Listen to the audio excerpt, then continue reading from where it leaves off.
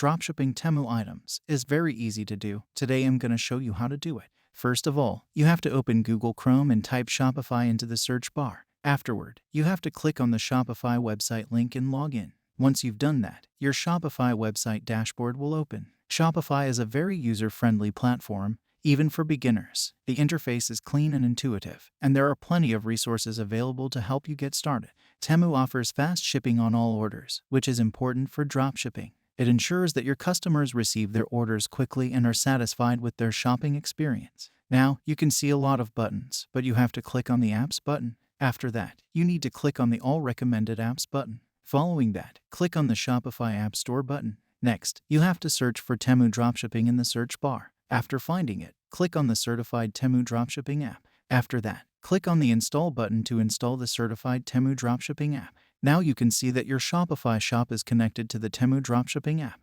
Finally, click on the Install button to complete the installation. Once you've done that, you'll be able to start dropshipping products from Temu to your Shopify store. It's done. This is how you can dropship Temu items.